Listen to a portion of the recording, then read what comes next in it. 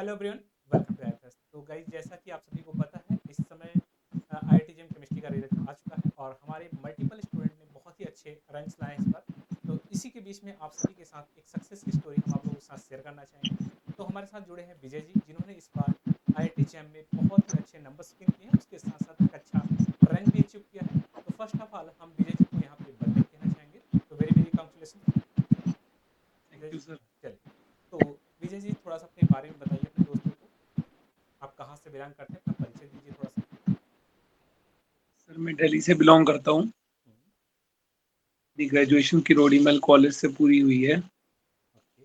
Chemistry में, और अब मैं मास्टर्स करूँगा केमिस्ट्री में। हम्म, बाकी जो है मैथ्स और केमिस्ट्री मेरे को दोनों ही अच्छे लगते हैं। बाकी अभी जो मेरा फोकस है वो केमिस्ट्री पे है। बाकी मैथ्स और केमिस्ट्री मेरे को दोनों ही अच्छे लगते हैं, मैं पढ़ाता भी हूँ मैथ्स और केमिस्ट्री। बहुत अच्छी बात है। वैसे आप कौन से लेवल के बच्चों को पढ़ाते हैं? Sir IIT, JEE. अरे वाह, चलिए बहुत अच्छी बात है। फिर तो आप एक अच्छे टीचर्स हैं। चलिए बहुत अच्छी बात है। उसमें क्या पढ़ाते हैं आप? बेसिकली मैथ्स पढ़ाते हैं, केमिस्ट्री पढ़ाते हैं बच्चों को अपने? तो दोनों ही पढ़ा रहा था, बाकी अब फोकस केमिस्ट्री पे है। चलिए, आपका इस बार नंबर कितने आए हैं और अपने दोस्तों को बताइए। 53.3 है, अप्रोक्सीमेटली 54। 54 मार्क्स, वाह, क्या बात है। आपने तो बहुत अच्छा नंबर गेन किया है। तो आपको इस नंबर को गेन करने में कितना वक्त लगा, या आपका फर्स्ट अटेम्प्ट में था या सेकंड अटेम्प्ट में था ये? सर फर्स्ट अटेम्प्ट ही था। फर्स्ट अटेम्प्ट था। थोड़ा सा अपने दोस्तों को बताइए वे किस तरीके से स्ट्रेटजी बनाए कि आपकी तरह एक अच्छा नंबर और अपना रैंक गेन कर सकें। बेसिकली क्वेश्चन प्रैक्टिस पे ज़्यादा फोकस किया था मैंने। हम्म, लेक्चर्स तो अपने आप में ही ज़रूरी है, मगर लेक्चर्स के साथ-साथ क्वेश्चन और टेस्ट भी है। उस पे ही मैंने मतलब बेसिकली अलग-अलग बुक्स के अलग-अलग क्वेश्चन और पीवाईक्यू बहुत फोकस किया था। पीवाईक्यू होते हैं। हम्म, प्रीवियस ईयर ऐसा क्वेश्चन नहीं था जो मैंने छोड़ा हो। ये क्वेश्चन के भी, गेट के भी, नेट के भी, हम्म, मतलब चलिए। मल्टीपल यूज़ किए थे। हम्म, तो जैसे कि आप गेट नेट सभी के जो क्वेश्चंस हैं सारे क्वेश्चन सॉल्व करके तब आपने ये नंबर गेन किया है। तो क्या आप थोड़ा सा अपने दोस्तों को बताइए कि आप बुक भी फॉलो कर रहे थे इसके बीच में, बुक वगैरह भी फॉलो करते थे? सर बुक मैंने खरीदी तो बहुत सारी थी, सही बताऊँ तो बुक्स मेरे को इतनी मतलब बुक्स फ़ॉलो करने में मतलब मेरे को इतना टाइम ही नहीं मिला, क्योंकि क्वेश्चन्स इतने होते थे, जो पीवाईक्यूज़ होते हैं उसमें मेरा टाइम ज़्यादा निकला है। ओके। तो वो ही कर कर के बस ज़्यादा टाइम निकल गया। चलिए, तो जैसा कि आप पढ़ाते भी हैं तो आपको टाइम कैसे मिलता था? अपने दोस्तों को बताइए कि आप टाइम कैसे मैनेज करते थे अपने लिए पर्टिकुलर, मुझे भी पढ़ना है और इस बार आईआईटी जैम में अच्छे मार्क्स लाने हैं। ज़्यादा टाइम मैंने इन्वेस्ट नहीं किया, मैं थोड़ा सही बताऊँ अलाउड वैसे। बोलिए, आपकी आवाज़ बहुत स्लो हो जा रही है। ज़्यादा टाइम मैंने इन्वेस्ट नहीं किया, मैं सही बताऊँ तो मैं सिर्फ़ दिन का 1 या 2 घंटे ही दे पाता था, क्योंकि वो बाकी मैं वर्किंग भी था, साथ-साथ मेरे को और भी थोड़ा रिलीजियस हूँ मैं, तो थोड़ा-सा मेरे को दूसरी जगह भी ध्यान देना होता है। या 2 घंटे ही देता था दिन के, मगर जो देता था उसमें फिर मैं पूरा टाइम फिर फ़ोकस केमिस्ट्री पे ही करता था। चलिए बहुत अच्छी बात है। तो आप उस समय मोबाइल को कैसे अवॉइड करते थे? काफ़ी बच्चे परेशान रहते हैं, मोबाइल उनसे हाथ से दूर जाता ही नहीं, मोबाइल साथ में रहता है, थोड़ा सा पढ़ते हैं फिर उनके हाथ में मोबाइल आ जाता है। अब मोबाइल को कैसे अवॉइड करते थे उस ड्यूरेशन में? सर मैं ये कहना चाहूँगा, मतलब अवॉइड करने की कोई चीज़ ज़रूरत नहीं है, मगर उसका बस हमें बेस्ट यूज़ करना है। हम्म, मतलब the most important thing is उसका जुडिशियस मतलब अच्छा यूज़ करना है। मोबाइल मैं भी यूज़ करता हूँ, और मोबाइल छोड़ा, मगर मैं मोबाइल्स में मैं लेक्चर्स देखता था अलग-अलग टीचर्स के। अलग एक ही क्वेश्चन को 10 टीचर कैसे करा रहे हैं, मेरा अप्रोच रहती थी कि इसको मैं कैसे करूँ और बाकी टीचर्स की अप्रोच कैसे है इस क्वेश्चन के ऊपर। और मतलब एक ही एनएमआर, जैसे मैं एग्जांपल लूँ सर, जैसे आपके भी लेक्चर्स में देखता था, आप इनऑर्गेनिक बड़ी आते हो, तो मतलब एक ही चीज़ को समझाने के 10 अलग तरीके हैं। तो बेसिकली मैं उसमें ये देखता था कि मुझे क्या चीज़ समझ आ रही है और आसान चीज़ क्या है, और सबसे ज़रूरी मतलब इसमें सबसे अच्छा एक्सप्लेनेशन क्या है।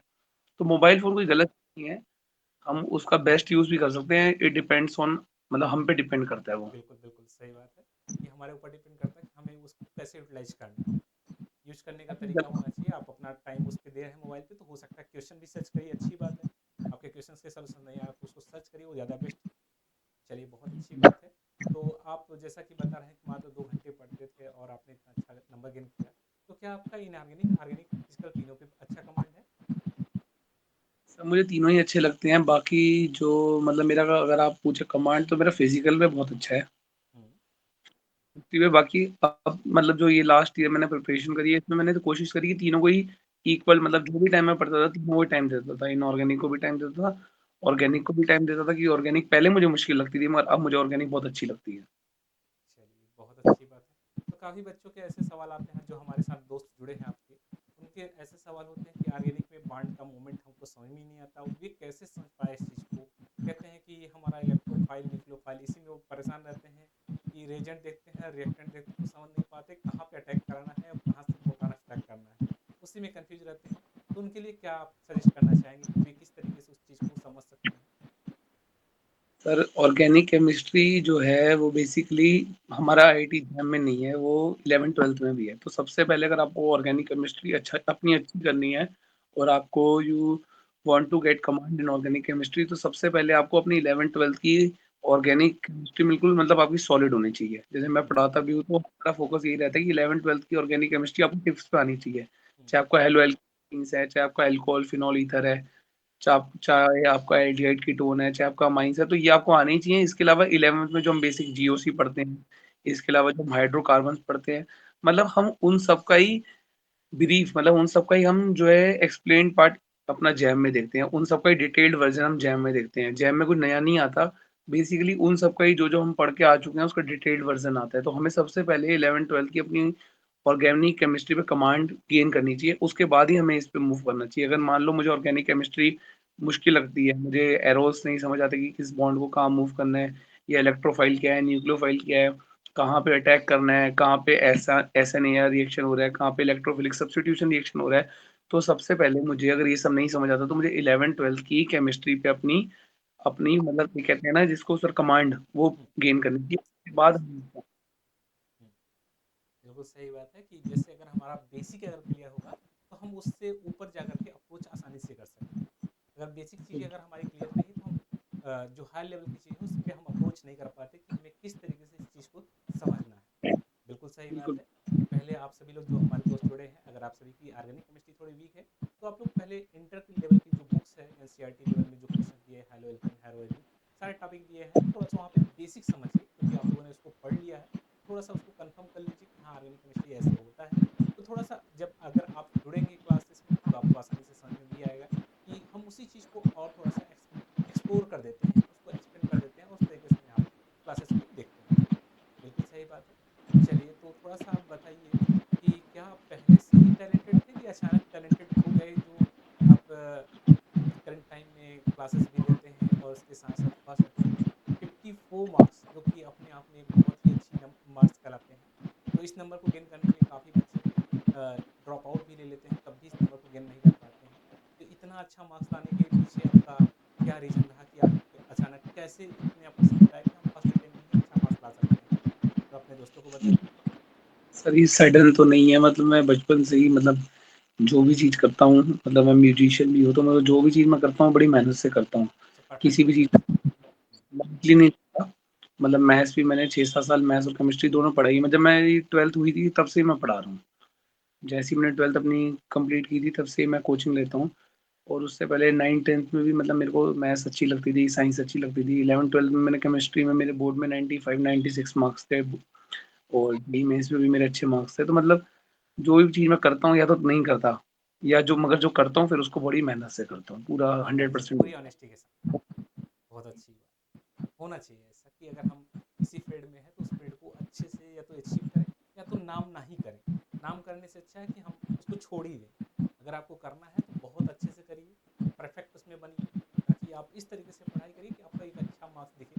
जैसा कि आपने इस बार बहुत ही अच्छे मार्क्स लाए, खासतौर से 54, यानी अपने आप में काफ़ी बच्चों के लिए ड्रीम होता है कि हम 50 क्रॉस कर पाएँ। काफ़ी बच्चे उसी बॉर्डर पे रहना चाहते हैं जो कट ऑफ है हमारा, उसी कट ऑफ पे ही ऊपर नीचे रहते हैं और वे लोग सोचते हैं कि मैंने आईआईटीजेम क्रैक कर लिया। तो ऐसा नहीं है। आपको एक अच्छे मार्क्स लाने हैं, तब जाके आपको एक अच्छी आईआईटी मिल पाएगी। तो अब करंट टाइम में आप कौन सी आईआईटी जाना चाहते हैं, नीरज जी? सर मैं दिल्ली का हूँ तो मैं ट्राई करूँगा कि दिल्ली में ही मिल जाए। दिल्ली तो मिल जाएगा, आपको डेफिनेटली मिल जाना चाहिए। वो मेरे लिए आसान भी रहेगा। वहाँ से नज़दीक पड़ता है क्या आपको? जी सर, मैं दिल्ली में ही रहता हूँ, अच्छा, तो दिल्ली मेरा में रहते अप-डाउन हैं। फिर और तो मेरे को बेस्ट है काफ़ी आपके लिए। आईआईटी दिल्ली का कैंपस भी बहुत खूबसूरत है, बहुत प्यारा है। जी, हौस खास में है, वहाँ पे जाएँगे तो आप कभी गए ही नहीं आईआईटी दिल्ली? नहीं, अभी तक तो कभी मौका नहीं मिला सर, अब जाऊँगा। चलिए, हौस खास में है, जीएस राय के बगल में, तो काफ़ी अच्छा प्लेस है वहाँ पे। काफ़ी अच्छा इन्वायरमेंट भी है, काफ़ी खूबसूरत कैंपस है। आप जाएँगे तो आपको काफ़ी कुछ एक्सप्लोर करने को वहाँ पे मिलने वाला है। तो चलिए, फ्यूचर में क्या आपके गोल्स हैं? फ्यूचर में मतलब मैं एक अच्छा थोड़ा केमिस्ट्री लाउड टीचर बोलिए बनना सर। चाहता हूँ। फ्यूचर में मैं एक अच्छा केमिस्ट्री टीचर बनना चाहता हूँ, एक अपना बड़ा इंस्टीट्यूट खोलना चाहता हूँ केमिस्ट्री का, जहाँ पे बच्चों को 11th-12th और JEE Mains, NEET, JEE advance की अच्छी कोचिंग दी जाए केमिस्ट्री के लिए। मतलब जो बच्चों को केमिस्ट्री से डर लगता है, हुँ, कई बच्चे बड़े ऑर्गेनिक केमिस्ट्री से, फिजिकल से बहुत लोग डरते हैं। मेरे अपने दोस्त ही हैं जो मैं जहाँ मैं मतलब पढ़ता था तो बहुत डरते थे। हुँ, तो इन केमिस्ट्री के प्रति मतलब जो केमिस्ट्री से जो डराव है वो खत्म हो गया, केमिस्ट्री के प्रति एक अट्रैक्शन होए, वो मेरा एक टारगेट है। चलिए, बहुत अच्छी बात है। तो अपने दोस्तों को अपनी तरफ से कुछ ऐड करना चाहें तो आप ऐड कर सकते हैं, अपनी तरफ से कुछ सजेस्ट करना चाहें अपने दोस्तों को, किस तरीके से वो प्रिपरेशंस करें?